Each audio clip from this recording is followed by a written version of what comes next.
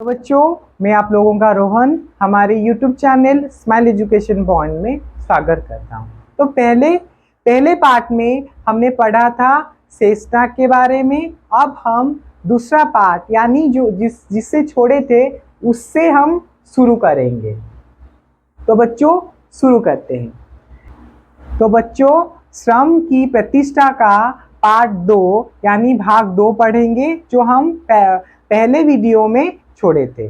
तो आज हम श्रम की प्रतिष्ठा का पार्ट 2 पढ़ेंगे, जो कि शेष नाग के बारे में और श्रम के बारे में क्या बताता है वो पढ़ेंगे। तो बच्चों शुरू करते हैं। तो क्या कह रहा है ना, निबंधकार भावे जी कह रहे हैं कि आज देहाती लोग भी कहते हैं कि हमारे बच्चों की तालीम मिलनी चाहिए। क्या ना, आज भी देहाती लोग कहते हैं कि हमारे बच्चों को भी तालीम मिलनी चाहिए। तो तालीम किस लिए मिलनी चाहिए? जो आज के जो लोग हैं वो कह रहे हैं कि हमारे बच्चे जो श्रम नहीं करते उन्हें कैसे तालीम मिलेगा। वही बात को यहाँ पर लेखक बताते हैं कि देहाती लोग चाहते हैं कि हमारे बच्चों को तालीम मिले, लेकिन तालीम किस लिए मिलनी चाहिए, उनको तालीम क्यों मिलेगी? इसीलिए नहीं कि लड़का ज्ञानी बनेगा, धर्म ग्रंथ पढ़ सकेगा और जीवन में हर काम विचार पूर्वक कर पाएगा या करेगा। इसीलिए उसे तालीम नहीं मिलना चाहिए, क्योंकि उससे वो ज्ञानी बनेगा या धर्म ग्रंथ पढ़ सकेगा और जीवन में हर काम विचार पूर्वक करेगा।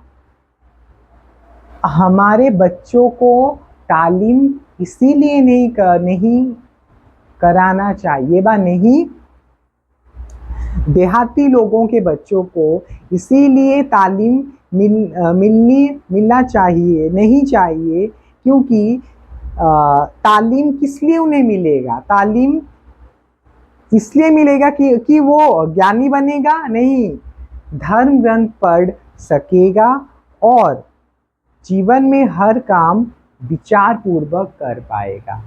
पर इसलिए कि लड़कों की नौकरी मिलेगी और हम जैसे दिन भर खटते हैं वैसे उसे खटाना ना पड़ेगा, मजदूर ऐसा सोचता है।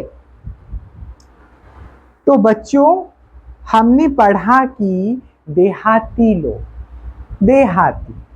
जो लोग अपने बच्चों को तालीम देना चाहते हैं, तो वो लोग कह रहे हैं हमारे बच्चों को तालीम चाहिए। तो वहाँ पे एक प्रश्न उठता है कि उनको तालीम क्यों चाहिए? कि वो ज्ञानी बने और हमारे जो धर्म ग्रंथ है उसे पढ़कर वो क्या विचार पूर्वक रहेंगे, अपने विचार व्यक्त कर पाएंगे और किसी भी विषय पर अपना विचार रख पाएंगे। इसीलिए उन्हें तालीम नहीं चाहिए। वो कह रहे हैं कि तालीम उन्हें इसलिए चाहिए कि लड़का नौकरी करेगा, अच्छा नौकरी करेगा और खटता रहेगा, खटेगा नौकरी में, खटना यानी काम करना पड़ेगा, वैसे उसे खटाना ना पड़ेगा, मजदूर ऐसा सोचता है। एक देहाती लोगों को तालीम इसीलिए चाहिए क्योंकि अपने बच्चे को खटाना नहीं पड़ेगा, वो खटेगा नहीं, कर्म नहीं करेगा, इसीलिए उसे तालीम चाहिए।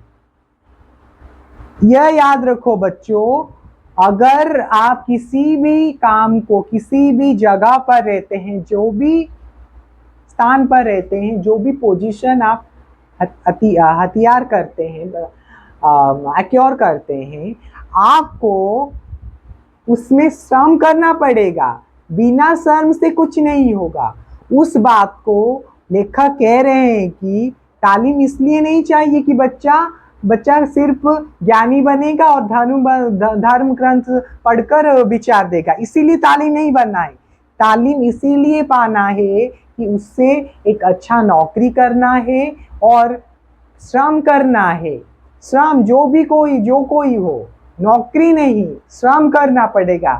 मूल बात है श्रम। अगर वो श्रम नहीं करेगा तो तालीम का क्या, वो तालीम क्यों लेगा वो?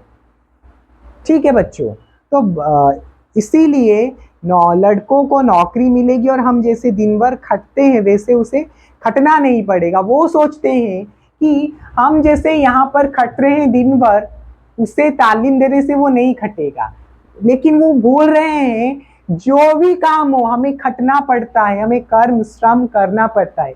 बिना श्रम से बिना कर्म से कोई भी काम सफल नहीं होता, कोई काम का सार्थकता नहीं रहता। तो हमें कर्म यानी श्रम करना चाहिए, ठीक है। लेकिन देहाती लोगों के दिमाग में यह घुसा है कि जो तालीम पाएगा वो क्या करेगा, वो ज्ञानी बनेगा। वो भूल रहे हैं कि जो तालीम पाएगा वो नौकरी करेगा और अच्छे तरह से रहेगा। वो भूल रहे, नौकरी करने के समय भी उन्हें खटना पड़ता है, उन्हें मानसिक बल प्रयोग वहां पे करना पड़ता है। शारीरिक बल तो नहीं प्रयोग होता, लेकिन वहां पर मानसिक बल का प्रयोग होता है। इसीलिए हमें जो भी काम हो, एक शिक्षक को भी काम करना पड़ता है, एक क्लर्क को भी काम करना पड़ता है। लोग सोचते हैं जो ऑफिस में जाते हैं वो सिर्फ बैठते रहते हैं, सिर्फ नहीं, उन्हें भी काम करना पड़ता है। तो इसीलिए देहाती लोगों में एक ऐसी चिंताधारा छाप रह गया है कि जो तालीम प्राप्त कर लेगा उसे खटना नहीं पड़ेगा, वो नौकरी करेगा। पर वो भूल रहे हैं हर चीज में, हर फील्ड में हमें श्रम करना पड़ता है। उसमें शारीरिक परिश्रम इतना नहीं होता, लेकिन मानसिक परिश्रम बहुत ज्यादा होता है, जो शारीरिक श्रम से बहुत ज्यादा होता है और बहुत अच्छा होता है। तो वही बात बताया गया है। तो और क्या बताया गया है ना, काम के प्रति ऐसी घृणा मजदूरों में है। ये सब कौन सोचते रहते हैं कि तालीम प्राप्त करने से वो नौकरी करेगा, उसे खटना नहीं पड़ेगा। ये चिंताधारा, ये चिंता, यह नीची सोच कौन रखते हैं ना, मजदूर रखते हैं। काम ना करने वालों में तो है ही, काम ना करने वालों में तो है ही, और यह सब गुण एक ना काम करने वाले व्यक्ति के व्यक्तित्व पर झलसता है। वही बात बताया गया है कि आप तालीम क्यों ना प्राप्त करो, आप अच्छे डिग्री हासिल क्यों ना करो, लेकिन आपको परिश्रम करना पड़ता है, श्रम करना पड़ता है। तो आप जिस जगह पर रहे आपको श्रम करना पड़ेगा। किस जगह पर आपको मानसिक शरीर परिश्रम करना पड़ेगा, किस जगह पर आपको शारीरिक परिश्रम करना पड़ेगा। वही बात बताते हैं कि दिमाग काम करने वाले लोग मजदूरी को नीचे समझते हैं। जो लोग दिमागी काम करने वाले लोग मजदूरी को नीची समझते हैं।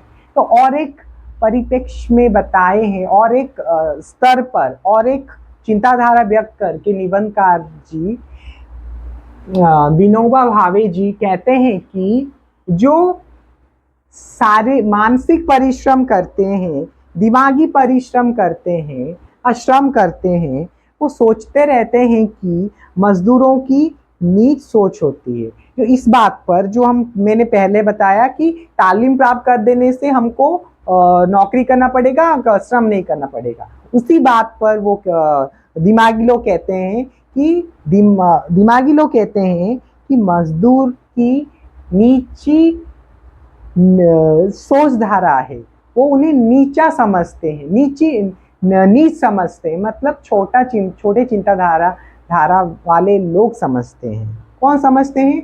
या दिमागी लोग मजदूरों को ऐसा सोचते हैं। थोड़ा सा काम लेने के लिए जितनी मजदूरी देनी पड़ेगी उतनी देंगे, पर ज्यादा से ज्यादा काम लेंगे। दिमागी लोग सोचते रहते हैं कि हम मजदूरों को थोड़ा सा काम लेने के लिए मजदूरी देनी पड़ेगी, उतनी देंगे, पर ज्यादा से ज्यादा काम लेंगे। वो उनका एक दिमागी लोग का चिंताधारा यह है कि हम एक मजदूरों को थोड़ा सा भी काम कराएं, लेकिन उनको मतलब जितना काम करेंगे उतना ही देना पड़ेगा, लेकिन वो उनको माने मजदूरों को कम पैसा देकर बहुत सारे काम कराते हैं। ये एक दिमागी लोगों का चिंताधारा है। वही बात बताते हैं कि एक दिमागी लोग सोचता एक दिमागी काम करने वाला सोचता है कि एक मजदूर को कम दाम में, कम पैसे में बहुत सारे, मतलब उसके पैसे के मूल्यों से अधिक काम कराऊंगा। ठीक है, उदाहरण, अगर आज का दिहाड़ी का पैसा कितना है ना, आज का श्रम का पैसा कितना है? 420। तो एक दिमागी सोच, एक दिमागी लोग और या एक दिमागी काम करने वाले सोचते हैं कि मैं 420 रुपया देकर उसे 24 घंटा काम कराऊंगा। यही बात निबंधकार जी बताते हैं कि एक मजदूर की चिंताधारा क्या होती है और एक दिमाग से काम करने वाले व्यक्ति का चिंताधारा क्या होता है। इस वाक्य में वही बताया गया है।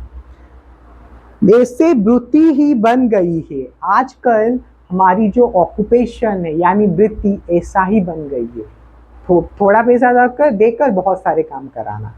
यानी उन्हें तो काम से नफरत है ही, मजदूरों को भी काम से नफरत है।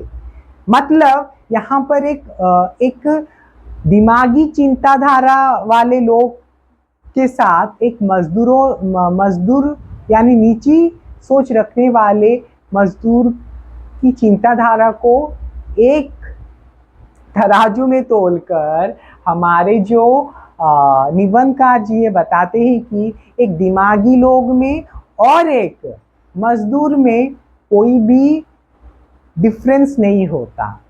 ठीक है, कहते हैं कि मजदूर को भी काम से नफरत होता है और एक दिमागी लोग को भी काम से नफरत होता है। जैसे वो चाहता है कि कम पैसे में बहुत सारे काम उसे करा दे, जो वो एक दिमागी लोग नहीं कराना चाहता, लेकिन वो उसी परिप्रेक्ष्य में उसी तरह एक मजदूर भी चाहता है कि तालीम देकर उसे नौकरी करनी पड़ेगी तो उसमें श्रम नहीं लगेगा, लेकिन वो भूल रहे हैं वहां पर मानसिक श्रम लगता है। ठीक है, तो यहाँ पर वो एक एक सिक्के के दो पहलू हो जाते हैं, दिमागी सोच वाले और हमारे मजदूर और नीची सोच रखने वाले। वह मजदूरी तो करता है पर उसमें उसे गौरव नहीं मिलता। एक मजदूरी करता रहता है लेकिन उसमें वो गौरव अनुभव नहीं करता है। ठीक है, वही बात यहाँ पर वही बात बताया गया है कि दिमागी लोग में और एक मजदूर लोग में कोई भी पार्थक्य, कोई भी डिफरेंस नहीं देखने को मिलता है। इनका भी जो चिंताधारा है, मजदूरों का भी जो चिंताधारा है, इनका भी वही चिंताधारा है।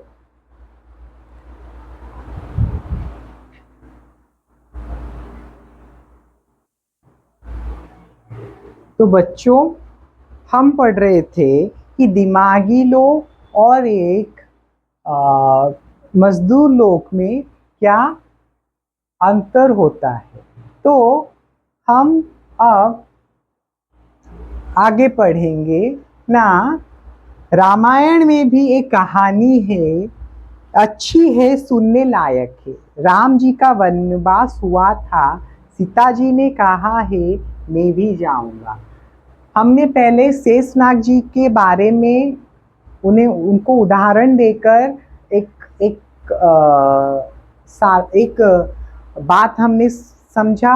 अब हम श्रम का महत्व समझा, और अब रामायण को लेकर एक श्रम से जुड़ी एक बात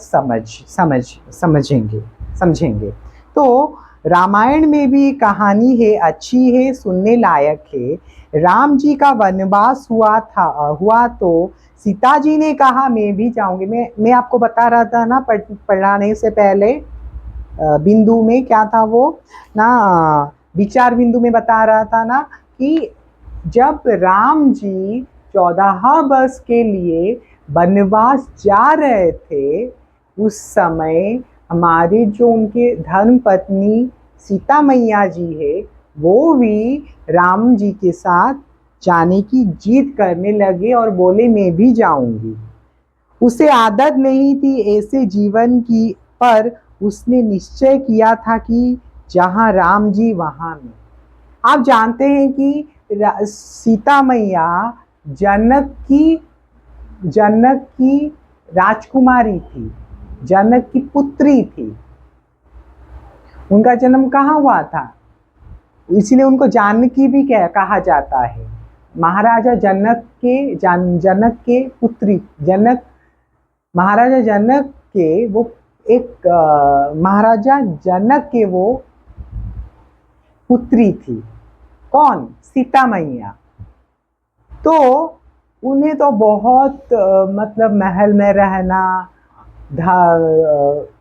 बहुत अच्छे अच्छे कपड़े पहनना, अच्छे तरह से रहना, जैसे एक वो रानी थी, वो राजकुमारी थी। उनका पालन पोषण शाही महल में हुआ। उनका जीवन बहुत अलग था, एक सन्यासी का साध्वी से।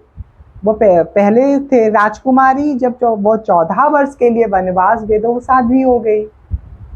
तो इसी बात का उदाहरण देकर निबंधकार भावे जी कहते हैं कि उन्हें आदत नहीं थी ऐसे जीवन जीने की, पर उन्होंने निश्चय किया था कि जहाँ राम जी जाएंगे वहाँ वो भी जाएंगे, क्योंकि वो राम जी को बहुत प्रेम करते थे। वो अपनी पतिव्रता धर्म का पालन करते थे। ठीक है, वही बात बताया गया है। पर जब कौशल्या ने सुना तो कहा सीता का जाना कैसा होगा। राम जी को तो 14 वर्ष के लिए वनवास दिया गया था, लेकिन सीता कैसे जाएगी उसके साथ। मैंने तो उसे दीप की बाती भी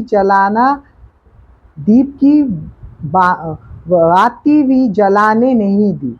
हमारे जो कौशल्या है, राम जी की जो माता है, वो कह रहे हैं मैं तो सीता को एक दीप भी जलाने के लिए बोला। एक काम, दीप जलाना यानी उनको एक भी काम उन्हें नहीं बताया जाता था, क्योंकि वो राजकुमारी थे, रानी थे। मतलब वो 14 वर्ष जाने से पहले या उस समय वो तो रानी थे ना। रानी कैसे वो काम के, रानी के लिए बहुत सारे नौकर चाकर है ना।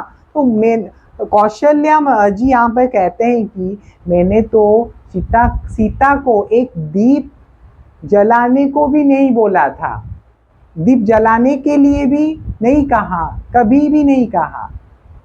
मतलब किसी काम के लिए उन्होंने कभी उनसे नहीं कहा। यानी मैंने उसे दीप की बत्ती भी जलाने नहीं दी। यानी यहाँ भी काम की प्रतिष्ठा मानी नहीं गई। मतलब मानो यहाँ भी काम की प्रतिष्ठता मानी नहीं गई।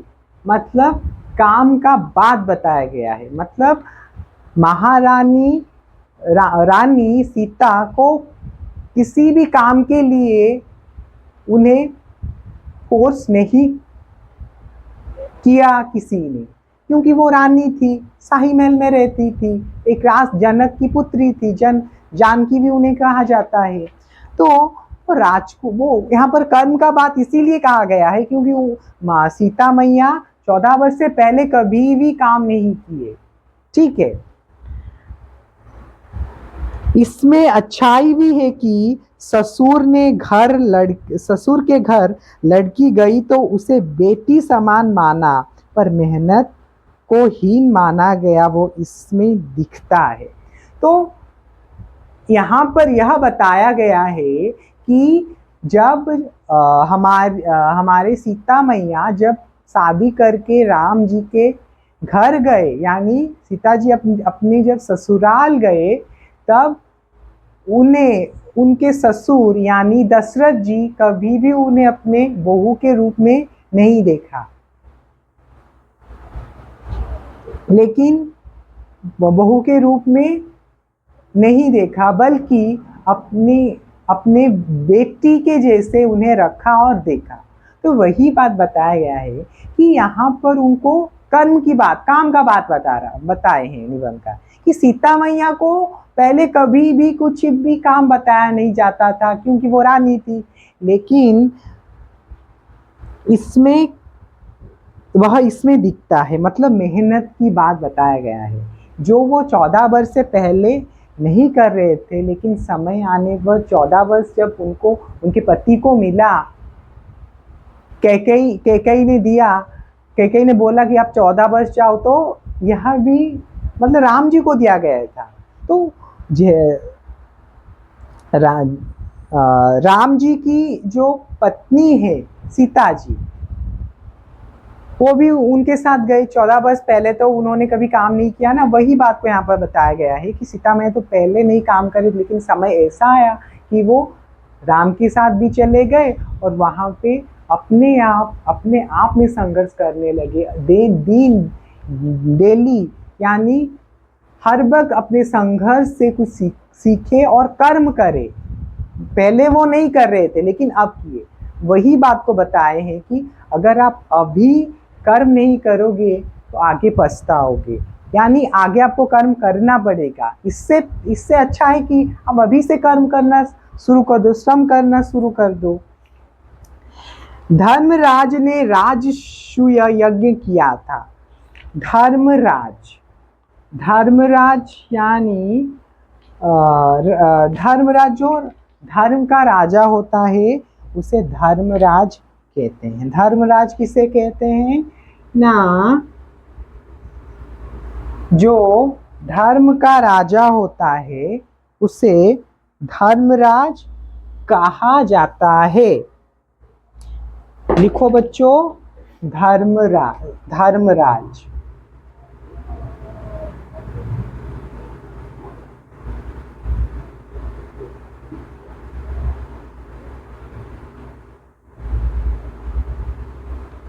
धर्मराज यानी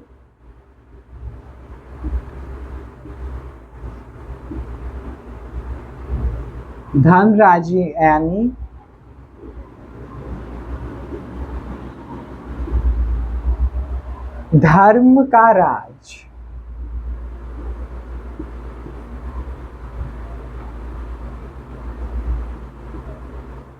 जो धर्म को लेकर अपने राज्य में प्रसिद्ध है, तो धर्म के लिए जाना जाता है, सब काम में अपना धर्म देखता रहता है।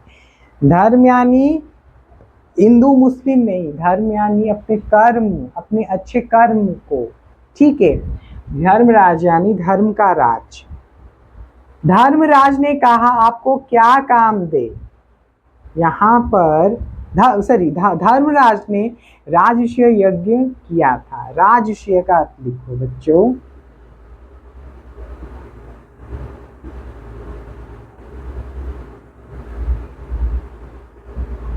राजसूय का अर्थ है, राजसूय यज्ञ का अर्थ है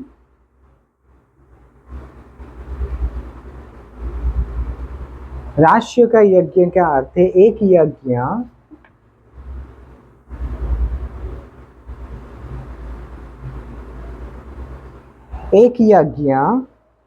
जिसके करने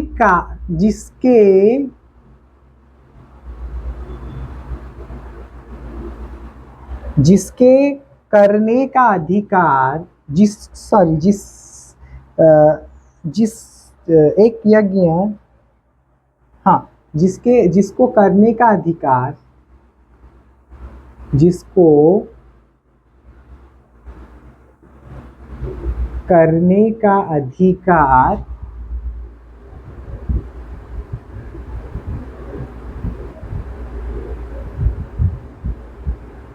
अधिकार केवल ऐसे राजा को होता है,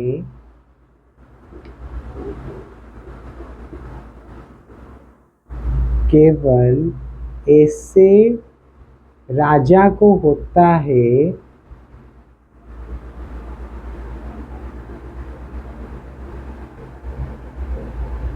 ऐसे राजा को होता है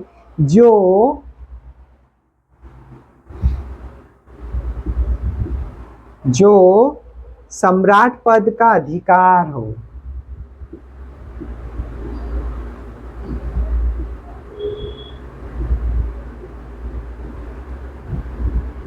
जो सम्राट पद का अधिकार हो, अधिकारी या अधिकारी हो।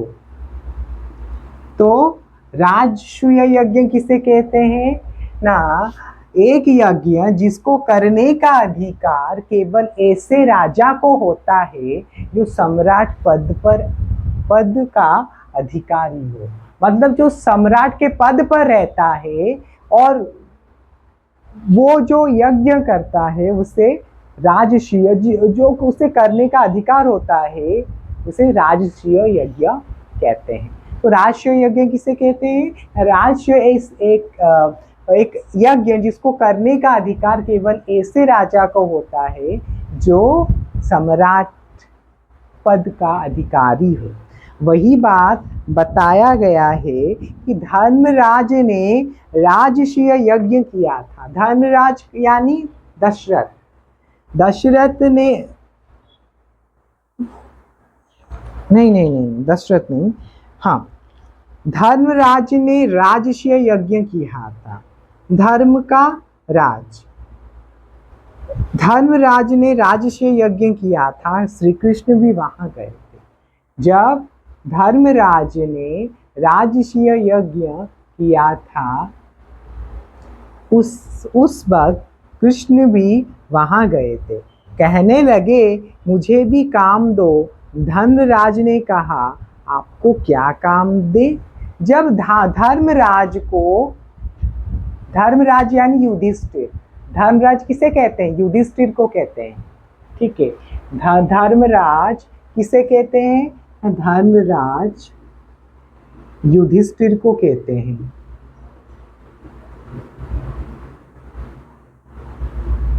धर्मराज किससे कहते हैं? युधिष्ठिर। ठीक है बच्चों, धर्मराज किसे कहते हैं आप जान लो कि धर्मराज युधिष्ठिर को कहते हैं। आप जगह नहीं होगा तो नहीं लिख रहा हूं, धर्मराज युधिष्ठिर को कहते हैं। ठीक है, समझ में आया? धर्मराज, लिख देता हूं, लिख लो बच्चों, धर्मराज युधिष्ठिर,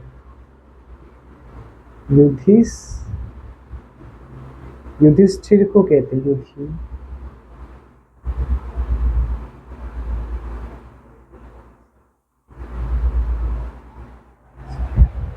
धर्मराज युधिष्ठिर, हाँ, धर्मराज युधिष्ठिर को कहते हैं। धर्मराज किसे कहते हैं? धर्मराज युधिष्ठिर को कहते हैं। समझ में आया? जब ये महाभारत की बात बताते हैं कि जब धर्मराज युधिष्ठिर राजस्व यज्ञ, क्योंकि वो सम्राट थे ना, जब उन्होंने 100 पांडवों को हत्या कर दी तब वो सम्राट के पद पर रहे। तो वो उनका, हमने पढ़ा कि राजस्व यज्ञ वही कर सकता है जो सम्राट पद का अधिकारी हो, जो राजा सम्राट पद का अधिकारी हो। तो जब धर्मराज युधिष्ठिर ने राजस्व यज्ञ किया तभी कृष्ण जी भी वहां गए थे। तो कृष्ण जी ने धर्मराज युधिष्ठिर को कहा मुझे भी काम दो। कृष्ण जी ने कहा मुझे भी काम दे दो। धर्मराज ने कहा आपको क्या काम दे? यहाँ पर धर्मराज कह रहे हैं, युधिष्ठिर कह रहे हैं आपको मैं क्या काम दे सकता हूँ? आप तो हमारे लिए पूज्य है, आदरणीय है। आप हमारे लिए आदरणीय है, पूज्य है, मतलब पूज्य के समान, पूजने के समान, पूज्य यानी पूजने के समान, आदरणीय है। ठीक है, वही बात बताते हैं कि आप तो सबसे बड़े हैं, आप तो द्वारिकाधीश से आप तो सबसे बड़े हैं, तो आपको मैं कौन सा काम दे सकता हूँ? मेरा सामर्थ्य नहीं है आपको काम देने का। वही बात बताते हैं कि आपके लायक हमारे पास कोई काम नहीं है। आपके लायक यानी कृष्ण जी को युधिष्ठिर जी कह रहे हैं कि आपके लिए, आपको देने के लिए हमारे पास कोई योग्यता नहीं, हम नहीं दे सकते, क्योंकि हम आपको काम देने के योग्य नहीं है। क्योंकि श्री कृष्ण जी कितने महान व्यक्ति, कितने श्री कृष्ण जी भगवान जी जो सब जानते थे। भगवान ने कहा आदरणीय है तो क्या नालायक है? हम काम कर सकते हैं। भगवान ने कहा आदरणीय हुआ तो क्या नालायक है? अगर मुझे आदरणीय मानते हो, मुझे आदरणीय का दर्जा देते हो, तो मैं आदरणीय हूँ इसीलिए क्योंकि मैं नालायक हूँ? वही बात पूछते हैं हमारे कौन? भगवान जी, श्री कृष्ण जी। हम काम नहीं कर सकते? क्या मैं काम नहीं कर सकता? क्या मैं नालायक हूँ? युधिष्ठिर को बोलते हैं कि आदरणीय इसीलिए मुझे बोल रहे हो क्योंकि मैं काम नहीं कर सकता। तो धर्मराज ने कहा आप ही अपना काम ढूंढ लीजिए। तो तभी धर्मराज युधिष्ठिर कहते हैं तो अब अगर आप ऐसे बोल रहे हैं कि तो आप अपना काम आप ढूंढ लीजिए, मेरा योग्यता नहीं है आपको काम देने को। भगवान ने काम लिया झूठी पत्तले उठाने का और पोछा लगाने का। तो यहाँ पर भगवान जी क्या काम लेते हैं? जब युधिष्ठिर जी उन्हें बोल देते हैं कि आपको देने के लिए मेरा योग्यता नहीं है, कौन मुझे आपको काम देने के लिए काम देने के लिए मेरा योग्यता होना चाहिए, लेकिन मेरा तो योग्यता नहीं है। आप ठहरे भगवान, आपको मैं क्या काम दूं? तभी उन्हें युधिष्ठिर जी बोले ना अपना काम आप ढूंढ लीजिए। तो यहाँ पर भगवान जी झूठे पत्तले उठाने और पोछा लगाने का काम करते हैं। मतलब झूठी जो खाते हैं ना वो ही उठाएंगे और उसमें पोछा लगाएंगे। वो खाना जहाँ गिरा होगा उसको उठाकर उस छोटा छोटा पत्ता या थाली को उठाकर वहां पर वो पोछा लगाएंगे। ज्ञानी तो खा सकता है, तभी बोलते हैं ज्ञानी तो खा सकता है और आशीर्वाद दे सकते हैं। जो ज्ञानी होगा वो खाएगा और मुझे आशीर्वाद देगा, काम नहीं कर सकता। नहीं, थोड़ा समझो। यहाँ पर बताया गया है कि थोड़ा रुको बच्चों, उसमें इसको मत जोड़ो। तो भगवान ने काम लिया झूठे पत्तले उठाने का और पोछा लगाने का। तो यहाँ पर भी कर्म का बात आया। तो वही बात बताते हैं कि क्या बताते हैं ना, झूठे, यहाँ पर जब युधिष्ठिर जी ने बोला आपको देने के लिए मेरे पास कोई काम नहीं है, तो ये बोलते हैं मैं कर्म करूंगा क्योंकि कर्म से बड़ा कुछ नहीं होगा। तो यहाँ पर श्री कृष्ण जी बताते हैं कि मैं झूठे पत्तले उठाऊंगा और पोछा लगाऊंगा। इसका इसी वाक्य से यह हमको समझना चाहिए। सूचित यहाँ पर निबंधकार वही समझाते हैं कि हमें जो कोई भी काम दिया जाए हमें वो अच्छे तरह से करना है, अपनी निष्ठा से, कर्तव्य से उसे करना है।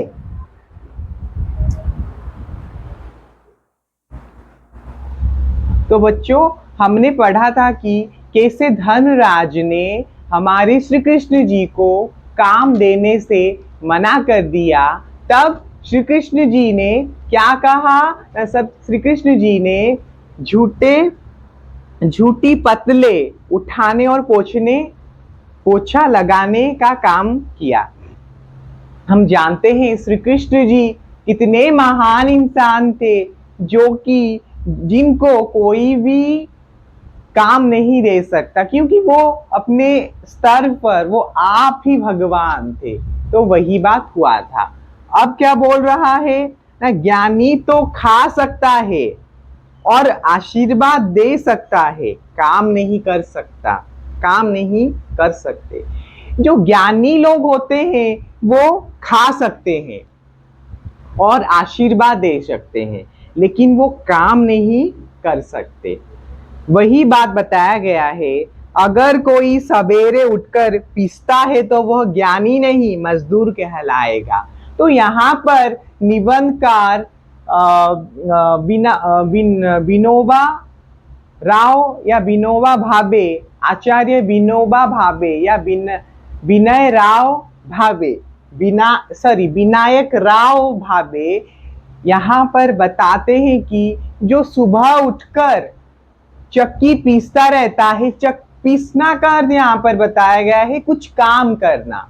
जो ज्ञानी लोग होता है वो कुछ काम करता नहीं, जो ज्ञानी लोग यहाँ पर बताया गया है, जो मजदूर श्रेणी के लोग होते हैं, जो मजदूर होते हैं, वे क्या करते हैं? वे सुबह उठकर काम करते हैं, लेकिन ज्ञानी लोग सुबह उठकर काम नहीं करते।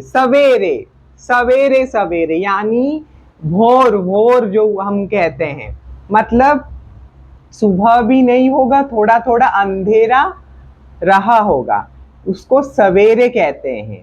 तो अगर कोई सवेरे उठकर पीसता है तो वह ज्ञानी नहीं, जो पीसता है वो ज्ञानी नहीं कहलाता, बल्कि वो मजदूर कहलाता है। ज्ञानी को, योगी को काम नहीं करना चाहिए। निबंधकार यहाँ पर बताते हैं कि जो ज्ञानी होते हैं, जो योगी होते हैं, योगी यानी जो साधु संत लोग होते हैं, उन्हें काम करनी नहीं चाहिए। बूढ़े को काम से मुक्त रहना ही चाहिए, और बूढ़े लोगों को काम से मुक्त रहना चाहिए, क्योंकि वो उनका जो आयु है बहुत हो गया है, तो वो शारीरिक स्तर पर काम करने के हालत में नहीं है, इसीलिए वो काम नहीं करेंगे, काम से मुक्त रहना चाहिए। बूढ़े को काम देना निष्ठुरता मानी जाएगी। निष्ठुर यानी उसमें कोई भाव नहीं होगा, निष्ठुर। समझ में आया बच्चों?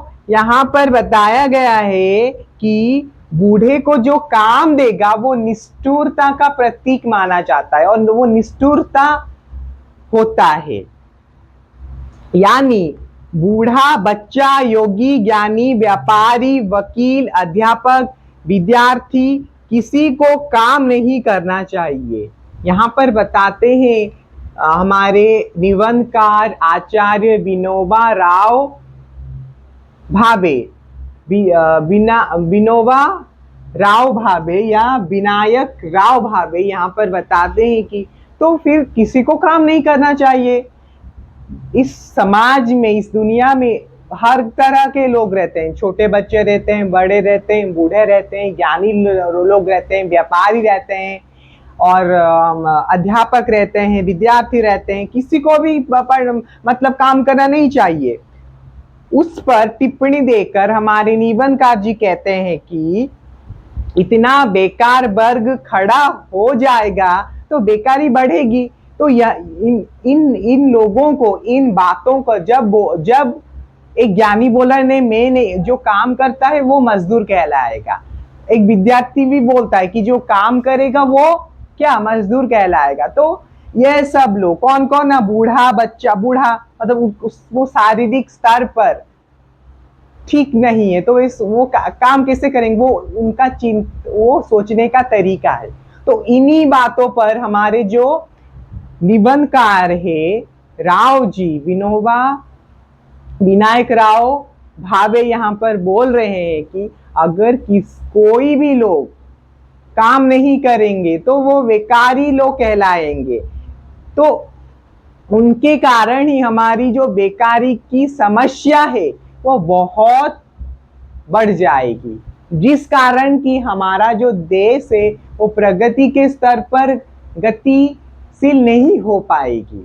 तो वही बात बताते हैं कि इतना बेकार बर खड़ा हो जाएगा तो बेकारी बढ़ेगी। सच में अगर हमारे समाज में, उदाहरण स्वरूप, अगर हमारे समाज में एक सफाई कर्मी हमारे सोसाइटी को सफाई नहीं करेगा तो हमारा सोसाइटी कचरे से भर जाएगा ना। सब बोलेंगे नहीं नहीं मैं ऑफिस जाऊंगा, नहीं मैं क्लर्क हूं, मैं ये हूं वो हूं। वही बात बताते हैं कि अगर ऐसे सब लोग बोलेंगे कि जो श्रम करेगा वो मजदूर कहलाएगा, तो ऐसे तो हमारे जो बेकारी की समस्या है हमारे देश में वो तो बहुत बढ़ जाएगी। अगर ऐसा होता कि जो काम नहीं करता वो खाता भी नहीं। हाँ, यहाँ पर एक अच्छा बात कहे हैं हमारे जो राव जी, विनोबा भावे जी, क्या कहते हैं, अगर काम नहीं करेंगे तो खाना भी नहीं खाना चाहिए। अगर आप पढ़ाई नहीं करोगे, आपको खाना चाहिए कि खाना नहीं चाहिए? आपको खाना नहीं चाहिए तो पढ़ाई नहीं करें, फिर भी आपको माँ बाप नहीं पढ़ने से, नहीं बच्चे खा ले, ये खा ले, वो खा ले, चल शॉपिंग करने चलते हैं, तो हम जो काम भी नहीं करता मुझसे भी खाना तो नहीं देना चाहिए। वही बात बताते हैं कि अगर ऐसा होता कि जो काम नहीं करता वो खाता भी नहीं तो ठीक था। यहाँ पर निबंधकार बोल रहे हैं कि अगर ऐसा होगा, कैसा होगा ना, अगर जो काम नहीं करेगा उसे खाना नहीं देंगे तो वो ठीक रहेगा, पर वह तो अधिक खाने को मांगता है। लेकिन जो व्यक्ति काम नहीं करता, वेला पड़ा रहता है, उसे क्यों हम खाना दे? लेकिन इस समाज में हमें यह दिखने को मिलता है कि जो काम नहीं करता वो ज्यादा मांगता है, नहीं नहीं मुझे ये दो वो दो, बहुत सारी चीज दो। तो वही बात बताते हैं कि जो काम नहीं करता वही ज्यादा मांगता रहता है, यानी जो श्रम नहीं करता, कर्म नहीं करता।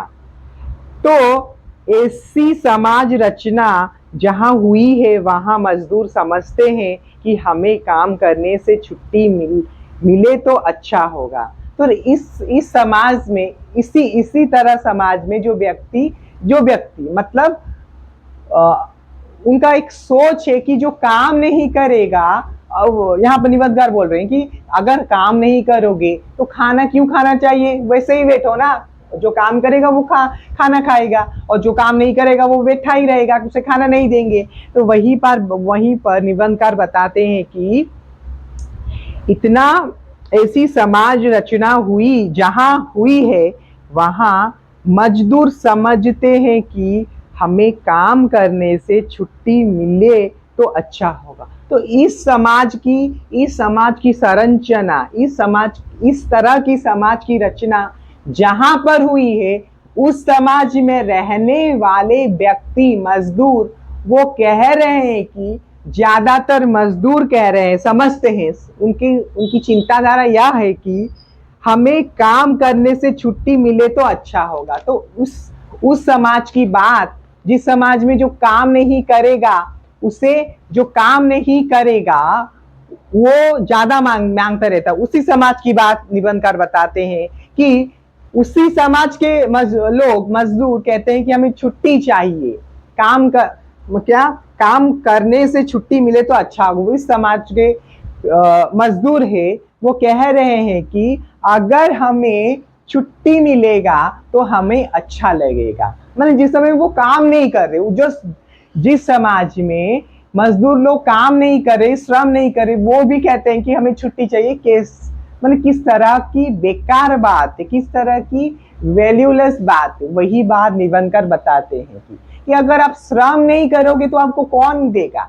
श्रम का मैं हर वक्त बोलता रहता हूँ, श्रम का कभी भी सब्स्टिट्यूट या अल्टरनेटिव नहीं होता।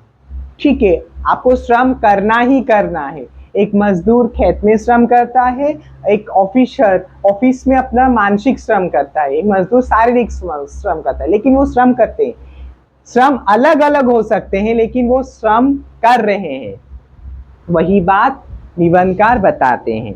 और क्या बताते हैं ना, ऐसा समाज जहां लाचारी से काम करता है तो उसमें कर्मयोगी हो ही नहीं सकते। जहां पर लोग बोल रहे हैं हमें छुट्टी चाहिए, मतलब बहुत छोटा काम करके, बहुत कम समय में काम करके, कम समय काम करने पर भी उन्हें छुट्टी चाहिए, तो वो किस तरह का समाज है, किस तरह की समाज है। उस पर निबंध का टिप्पणी देकर बताते हैं कि जिस समाज में लोग छुट्टी चाहते हैं तो उसमें कर्मयोगी का प्रश्न ही नहीं उठता। कर्मयोगी जो शब्द है, मतलब जो मेहनती है, जो कर्म को योग मानता रहता है, कर्मयोगी। तो वही बात बताते हैं कि उस समाज को हम कैसे कर्मयोगी कह सकते हैं। उसे कर्मयोगी नहीं कहा जा सकता, क्योंकि वो लाचारी से पीड़ित थे, लाचार है वो। हाँ, ऐसा समाज जहां लाचारी से काम करता है, मतलब लाचारी से, समझ में आया बच्चों। छुट्टी मिले तो अच्छा होगा, हाँ, कर्मयोगी हो ही नहीं सकता। तो इस तरह की समाज कर्मयोगी कहने के लायक नहीं है। जो काम टालते हैं, जो काम नहीं करते हैं, उनका जीवन धार्मिक होता ही नहीं। जो काम को टालते रहते हैं, नहीं यार कल करेंगे, आज नहीं, मुझे बहुत थकान महसूस हो रहा है। अरे वही, तू तो एक ही क्लास दिया, एक ही बच्चे, आप बच्चे देखे होंगे, एक बच्चे एक एक क्लास में ही, मतलब उनका दिमाग कहाँ से कहाँ पहुंच जाता है। वो उनको उनका इच्छा, उन बच्चों को इच्छा नहीं होता कि नहीं और एक क्लास कर ले।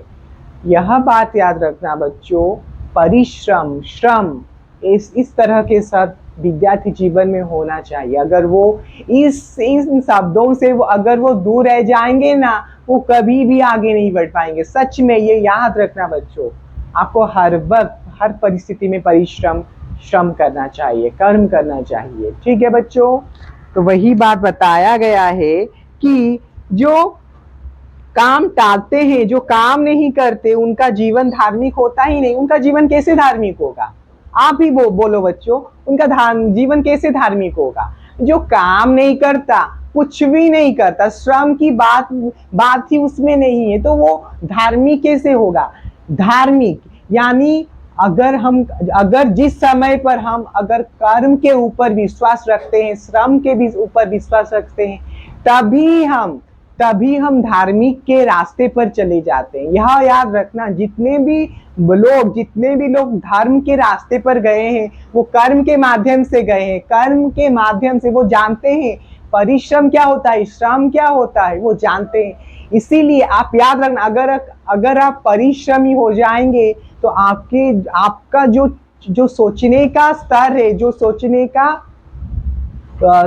का परिसीमा है, वो बहुत आगे तक चला जाएगा। वही बात बताते हैं, जो श्रम नहीं करता वो धार्मिक कैसे कहलाएगा, वो धार्मिक नहीं कहला सकता।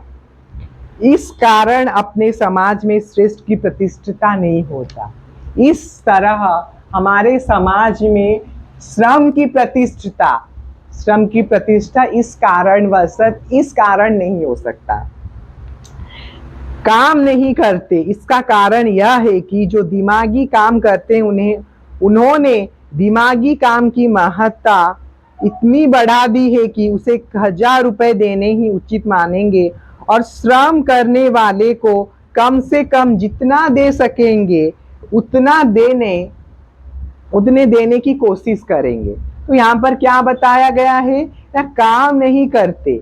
इसका कारण यह है कि जो दिमागी काम करते हैं उन्होंने दिमागी काम की महत्ता इतनी बढ़ा दी है कि उसे 1000 रुपए देना ही उचित मानेंगे और श्रम करने वाले को कम से कम जितना दे सकेंगे उतना देने की कोशिश करेंगे। हमारे समाज में एक चिंताधारा स्थापित हो गया है कि जो श्रम करेगा, जो मानसिक स्तर में श्रम करेगा, जो दिमागी स्तर में श्रम करेगा, उन्हें ज्यादा से ज्यादा 1000 रुपए देना उचित होगा। लेकिन श्रम करने वाले को कम से कम जितना दे सकेंगे उतना देने की कोशिश करेंगे।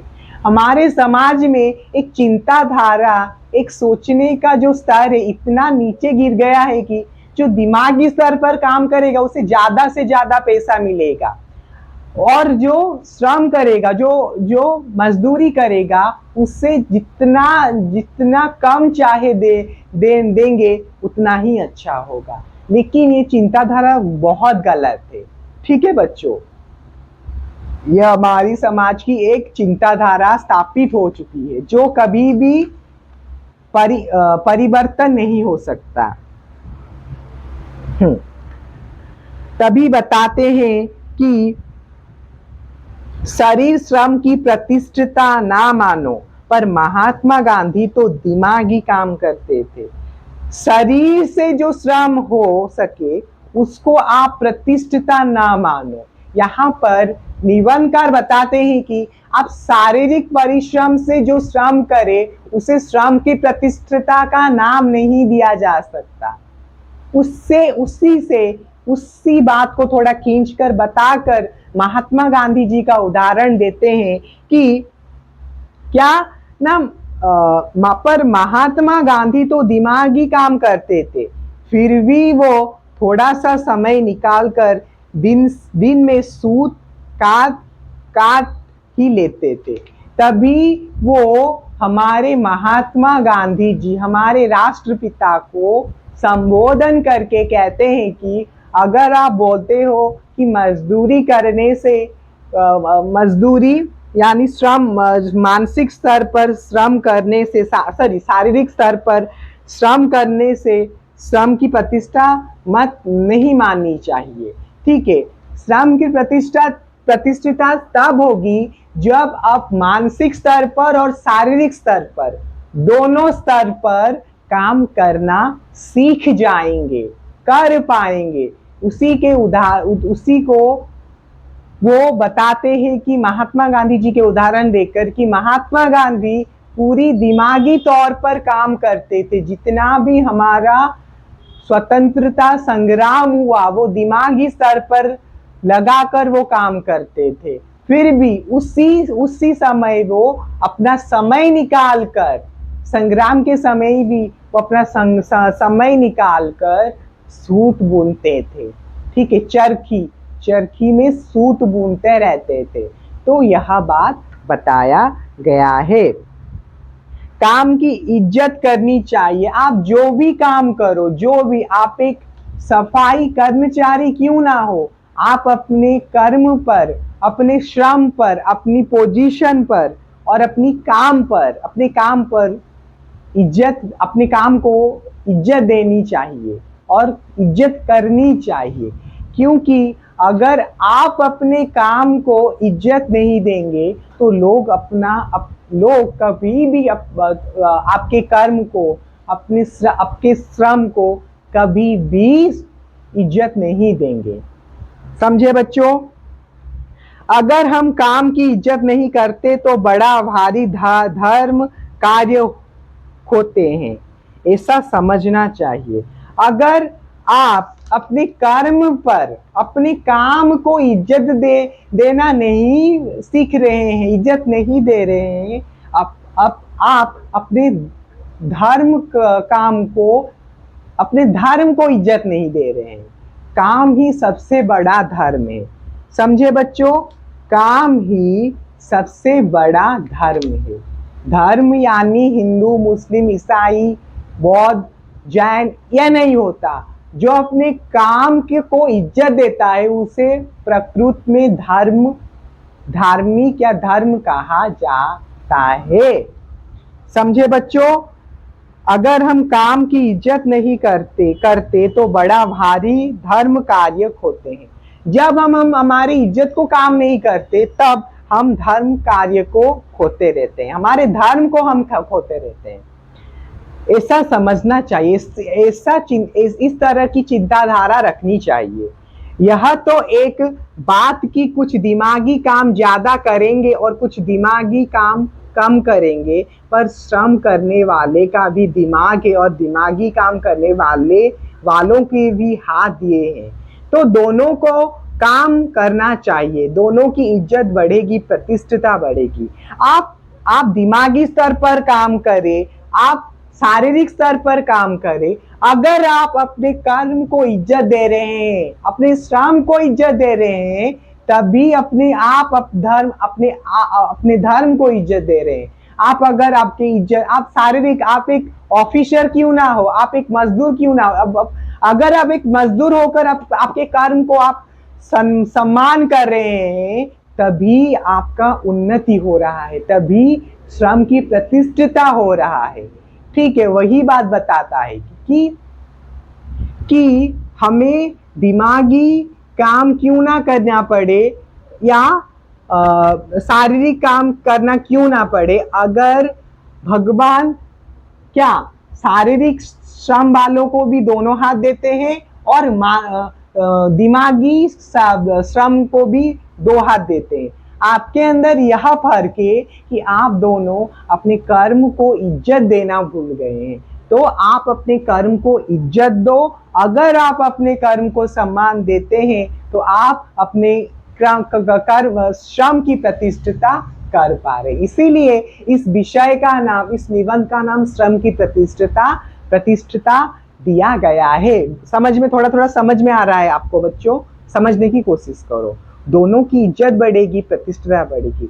अगर आप अपने काम को, अपने कर्म को सम्मान देना सीख जाएंगे तो आपके तो इज्जत ही बढ़ेंगे, उसके साथ आपकी प्रतिष्ठिता भी बढ़ेगी। तो दिमागी काम और श्रम का मूल्य कम ज्यादा रखा गया, यह ठीक नहीं।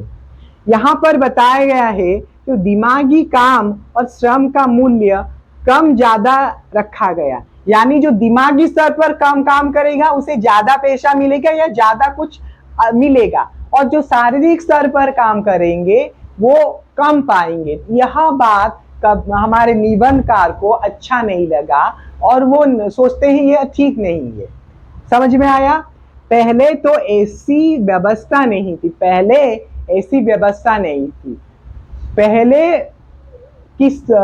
पहले के समय में हमारा जो सिस्टम था वो एक इक्वल था, समान था। वही बात बताते हैं कि व्यवस्था समान था पहले समय में।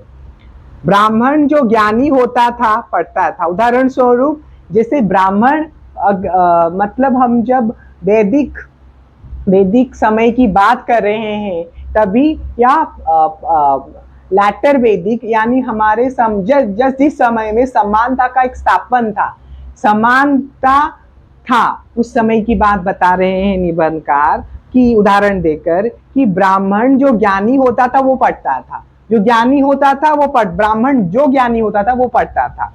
वह सिर्फ धोती और खाने का अधिकार था,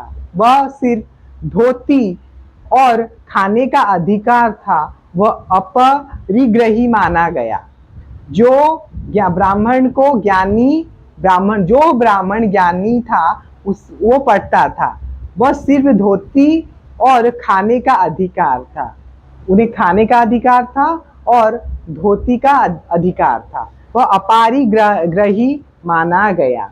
उसे क्या माना गया ना? अपरिग्रही का अर्थ है, लिखो बच्चों, अपरिग्रही।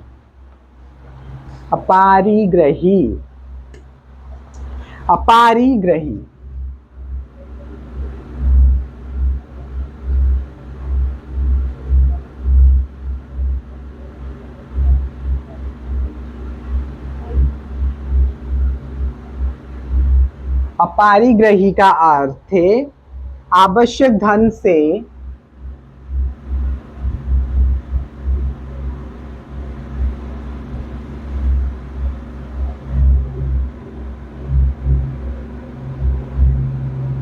आवश्यक धन से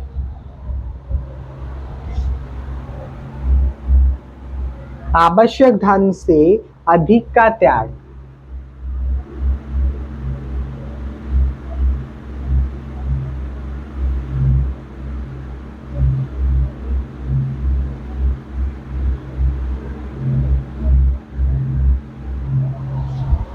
आवश्यक धन से मतलब यहाँ पर बताते हैं कि हमारे जो समाज में जो लोग हैं वो यह चिंताधारा स्थापन कर चुके हैं कि जो मानसिक स्तर पर, जो दिमागी स्तर पर काम कर रहा है उसे ज़्यादा पारिश्रमिक मिलना चाहिए, वो लेने के योग्य है।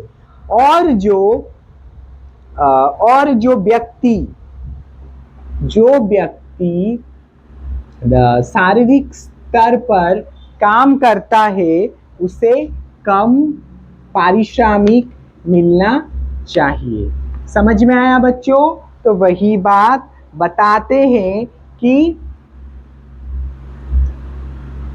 जो ज्यादा परिश्रम करता है यानी दिमागी स्तर पर उसे ज्यादा पैसा मिलेगा या ज्यादा पारिश्रमिक मिलना चाहिए।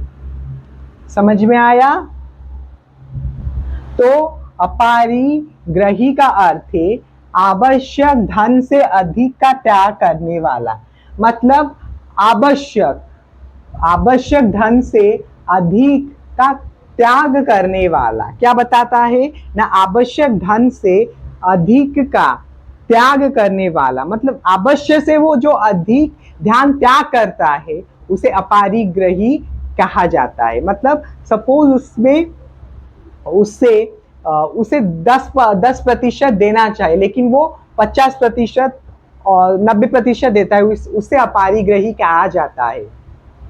हाँ, मतलब जितना उसे देना चाहिए वो उससे अधिक देता है या त्याग करता है, उसे अपारिग्रही कहा जाता है।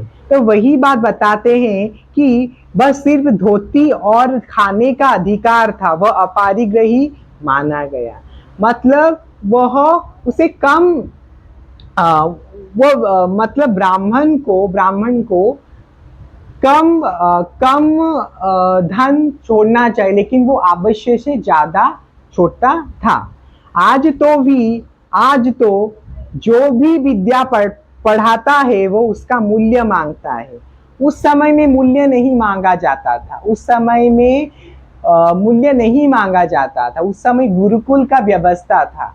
तो उस व्यवस्था और इस समाज की व्यवस्था को आलोक करके उसमें रोशनी डालते हुए वे कहते हैं कि किस तरह व्यवस्था में परिवर्तन होते किस तरह की चेंजेस आया। तो वही बात बताते हैं कि हाँ, वह सिर्फ धोती और खाने का अधिकार था, वह अपारिग्रही माना गया। मतलब क्या ना, जो अधिक आवश्यक धन से अधिक का त्याग करता है जो व्यक्ति, उसे अपारिग्रही माना जाता है। और क्या बताया है ना, आज तो जो भी विद्या पढ़ाता है वह उसका मूल्य मांगता है। मतलब जो व्यक्ति आज के समय में पढ़ाता है, जो अध्यापक है, वो मतलब अधिक पैसा, अधिक धन मांगता है। वही बात बताते हैं कि उस व्यवस्था में और इस व्यवस्था में किस तरह की चेंजेस हुआ था, उसका बात बता रहे हैं। और क्या बता रहे हैं ना बच्चों ना, हाँ, हम विद्या बेचने लगे हैं। आज के समय में हम विद्या को एक बिजनेस के रूप में देख रहे हैं और विद्या को, तो बच्चों आज का जो समय है, आज के लोग, आज की जो समाज है विद्या को बेचने लगे हैं। तो उस समय की व्यवस्था और इस समय की व्यवस्था को आलोकपात करके उसमें आलोक डालने का अर्थ यह है कि उसमें उस बात की तरह अपनी मोड़ लेकर वो कहते हैं कि आज के लोग विद्या को बेचने लगे हैं। उस समय में विद्या को दिया जाता था किसी भी पारिश्रमिक के, किसी भी धन के। यह गलत है, जो कि गलत है। कर्म योग की महिमा, श्रम की प्रतिष्ठिता कायम करनी है तो कीमत में अधिक फर्क नहीं करना चाहिए। कर्म योग की महिमा, श्रम की प्रतिष्ठिता कायम करनी है। हमको कर्म योग की महत्व समझना चाहिए, कर्म करना चाहिए, कर्म को योग समझना चाहिए, उसे कर्म योग कहते हैं। श्रम की प्रतिष्ठिता कायम करनी है तो कीमत से अधिक फर्क नहीं करना चाहिए। अगर हमें श्रम की प्रतिष्ठिता करनी है, हमें कीमत में कोई तुलना नहीं करना चाहिए। समझ में आया बच्चों? अगर हम श्रम की प्रतिष्ठिता करना चाहते हैं तो हमें कीमत की जरूरत नहीं है। शरीर श्रम करने वाले को हम नीच मानते हैं। जो शारीरिक श्रम करता है हम उसे नीच नजर से देखते रहते हैं। उसे किस प्रकार की छुट्टियां नहीं देते, हमें उसे एक भी छुट्टी देने की मानते ही नहीं। ठीक है बच्चों? सफाई कर्मचारी को अगर एक दिन की भी छुट्टी दे तो सारा शहर गंदा हो जाए। सच में मैं आपको बता रहा था पहले कि अगर हम एक सफाई कर्मचारी को एक सारे सफाई कर्मचारी को एक शहर में एक दिन की भी छुट्टी दे तो हमारी जो शहर है वो गंदगी से भर जाएगा। वही बात बताया गया है। इतना जो उपकारी है उसे हम नीचा मानते हैं। जो हमारा उपकार करता, आज का समय इस प्रकार है, जिसका हम अच्छा सोचेंगे, जिसका हम उपकार करने की कोशिश करेंगे, वह उपकार करते हैं, वही व्यक्ति हमको पसंद नहीं आता। तो उसी तरह जिस तरह सफाई कर्मचारी हमारा उपकार करता है लेकिन हम उसे नीची नजर से देखते रहते हैं। तो कभी यहाँ पर लेखक निबंधकार कहते हैं कि जो व्यक्ति आपको उपकार करता है उसको आपको नीची नजर में देखना नहीं चाहिए। उसे साफ रहने के लिए साबुन आदि भी नहीं देते। उसे साफ सुथरा रखने की, उसे साफ करने की हम कोशिश नहीं करते और साबुन भी नहीं देते। ना उसे इज्जत, ना प्रतिष्ठिता, ना ही सम्मान। ना उस व्यक्ति को जो हमारा उपकार करता है उसे हम इज्जत देते हैं, ना सम्मान देते हैं, ना प्रतिष्ठिता देते हैं। मेहतर माने क्या? मेहतर यानी, लिखो बच्चों, मेहतर क्या? मेहतर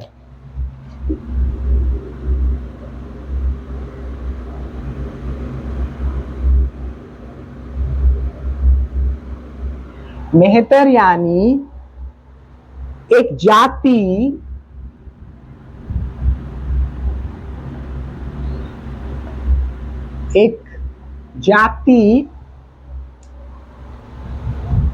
जिसका काम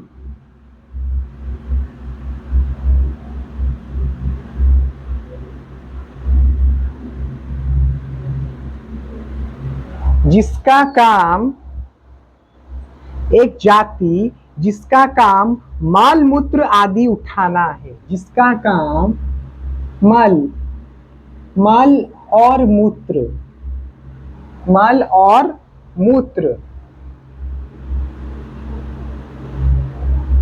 एक जाति जिसका काम होता है मल और मूत्र उठाना, तो उसे मेहतर कहा जाता है। मेहतर। तो हम इस समाज के लोग क्या सोचते रहते हैं, जो हमारा वो समझ नहीं सकते, वो समझने की कोशिश भी नहीं करते कि हमारा जो उपकार करता रहता है हम उसे अच्छा नहीं समझते, नीची नजर में देखते हैं। तो इसी की बात बताते हुए, इस बात पर वो टिप्पणी देते हुए कहते हैं कि निबंधकार आचार्य विनोबा भावे जी कहते हैं कि हमारा जो अच्छा करता है हमें उसे कभी भी बुरा भला कहनी नहीं चाहिए, उसे गंदे नजर से देखना नहीं चाहिए, गंदे नहीं, उन्हें सम्मान देना चाहिए, उन्हें असम्मान नहीं करना चाहिए। तो वही बात हमारे जो निबंधकार है वो इस श्रम की प्रतिष्ठता के माध्यम से बताते हैं। समझ रहे हो ना बच्चों? तो वही यही बात इस विषय का मूल अंश है जो हमें समझनी चाहिए। समझ में आया बच्चों?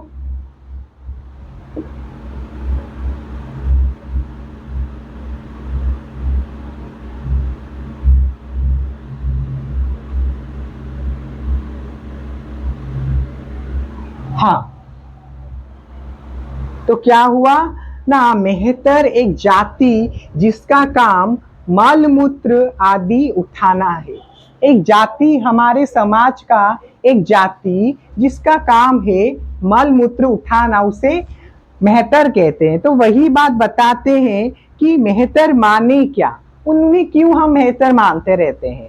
मेहतर माने तो क्या, महतर, ऐसा जो महतर है उसे हमने नीचा माना। जो हमारा अच्छा करता है हम उसे बहुत नीची नजर से देखते हैं, उन्हें सम्मान नहीं देते, उन्हें इज्जत नहीं देते, उन्हें प्रतिष्ठिता करने की भी कोशिश नहीं करते।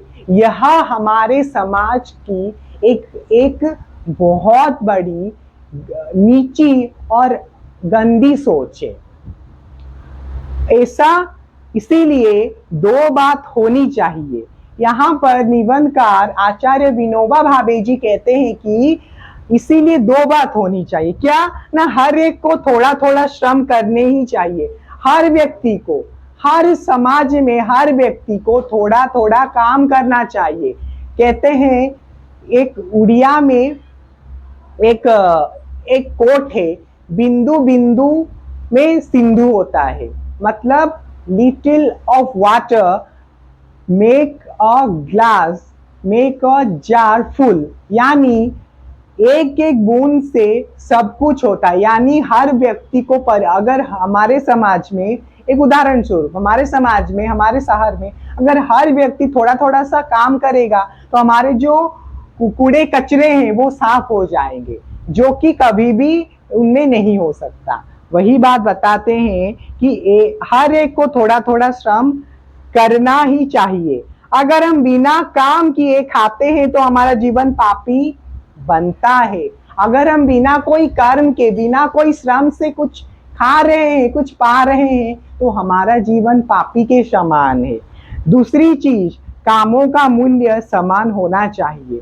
और दूसरी बात क्या है ना, कर्म का मूल्य, श्रम का मूल्य समान होना चाहिए।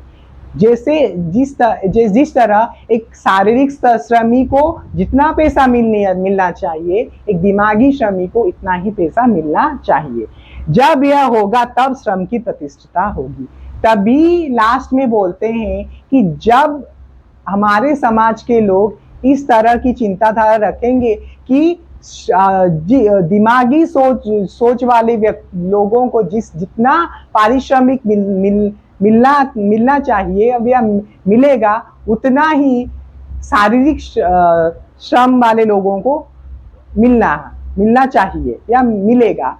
जिस दिन वो इक्वल हो जाएगा, समान हो जाएगा इनका श्रम, शारीरिक श्रम वालों का और मानसिक श्रम वालों का या दिमागी श्रम वालों का, तभी हमारे समाज में श्रम की प्रतिष्ठिता हो पाएगी। समझ में आया बच्चों? इस निबंध के माध्यम से हमारे जो निबंधकार आचार्य विनोबा भावे यह कह रहे हैं कि हमें सबकी इज्जत करनी चाहिए और हमारे समाज में जो व्यक्ति श्रम करता है, मजदूर क्यों ना हो, उसको हम इज्जत देनी चाहिए और सम्मान करना चाहिए। इस तरह हमारे समाज में श्रम की प्रतिष्ठिता होगी। तो बच्चों, मैं आशा करता हूँ हमारे हमारे यह वीडियो या हिंदी का यह भाग 2 आपको अच्छा लगा होगा। अगर अच्छा लगा होगा, हमारे YouTube channel smile education point को लाइक, शेयर, सब्सक्राइब और कमेंट जरूर कीजिए। और उसके साथ पास में जो बेल आइकॉन है उसमें सब्सक्राइब करके उस बेल आइकॉन को ऑल नोटिफिकेशन बटन, उस बेल आइकॉन में ऑल नोटिफिकेशन बटन ऑन कर दीजिए, जिस कारण कि हमारे YouTube चैनल में जो भी वीडियो अपलोड होगा आप सभी के पास बहुत जल्द पहुंच पाएगा, जिस कारण कि आप बिना कोई संकोच के देख सके। तो इसके साथ मैं रखता हूं, धन्यवाद।